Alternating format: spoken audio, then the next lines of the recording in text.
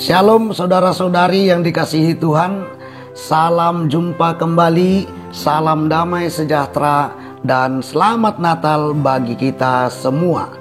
Firman Tuhan untuk kita pada saat ini, mari kita baca di dalam kitab 1 Petrus 1 ayat 22. Sebelum kita membaca serta merenungkannya, kita berdoa.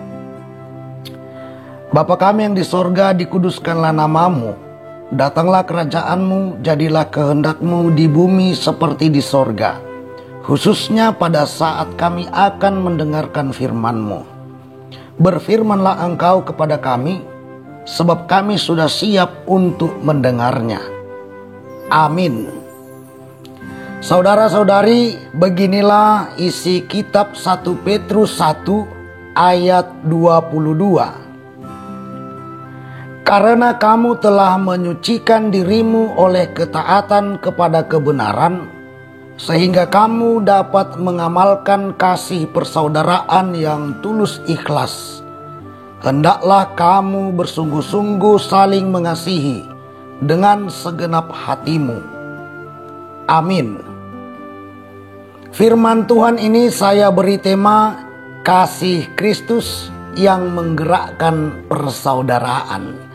Saudara-saudari yang dikasihi Tuhan, nats Alkitab yang kita renungkan pada saat ini adalah himbauan Rasul Petrus kepada umat pilihan Tuhan yang tersebar di daerah Pontus, Galatia, Kapadokia, Asia Kecil, dan Bitinia. Dia menghimbau supaya mereka saling mengasihi dengan segenap hati, karena mereka sudah dapat mengamalkan kasih persaudaraan yang tulus ikhlas melalui ketaatan mereka kepada kebenaran.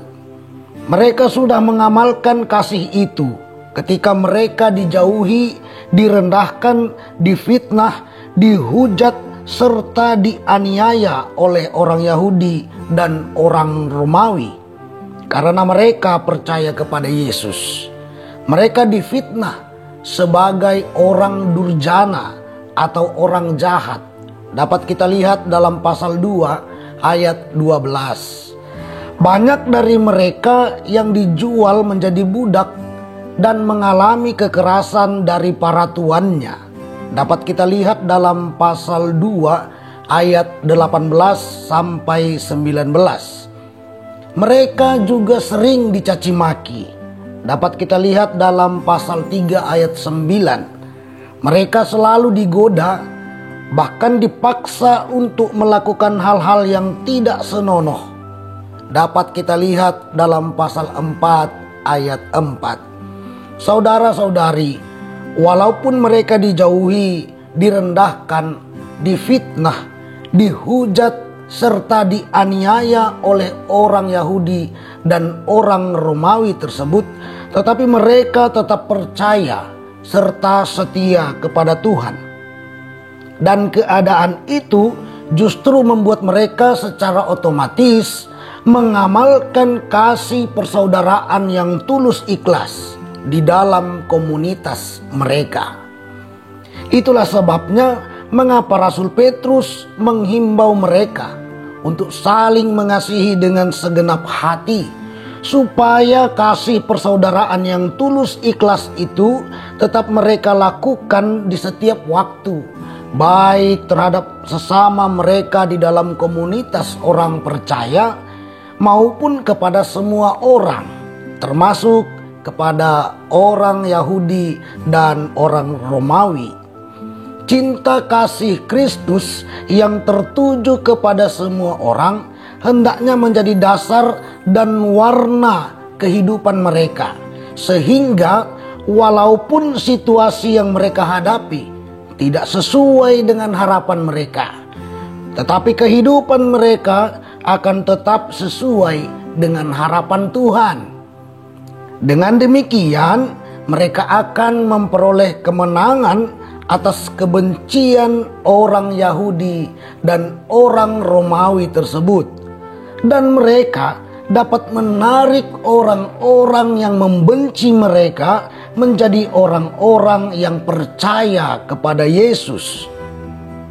Saudara-saudari yang dikasihi Tuhan, cinta kasih Kristus hendaknya menjadi dasar dan warna kehidupan orang-orang yang percaya kepada Yesus, supaya orang-orang yang percaya kepada Yesus tersebut dapat mengasihi dengan segenap hati. Apabila pola hidup yang mengasihi dengan segenap hati ini dilakukan, maka persaudaraan yang tulus ikhlas pun akan terwujud dengan baik.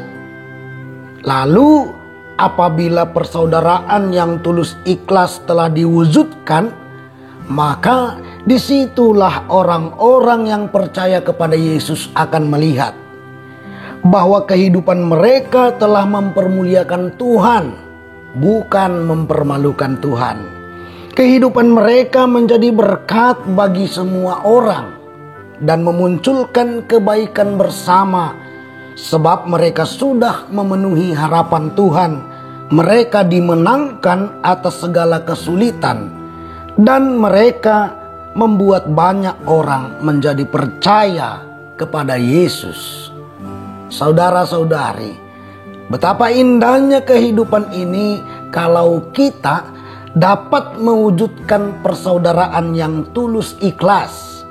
Sebab firman Tuhan yang dituliskan oleh Raja Daud dalam kitab Mazmur 133 ayat 1-3 berbunyi, "Sungguh alangkah baiknya dan indahnya apabila saudara-saudara diam bersama dengan rukun, seperti minyak yang baik di atas kepala meleleh ke janggut, yang meleleh ke janggut Harun dan ke leher jubahnya, seperti embun gunung Hermon yang turun ke atas gunung-gunung Sion, sebab kesanalah Tuhan memerintahkan berkat kehidupan untuk selama-lamanya."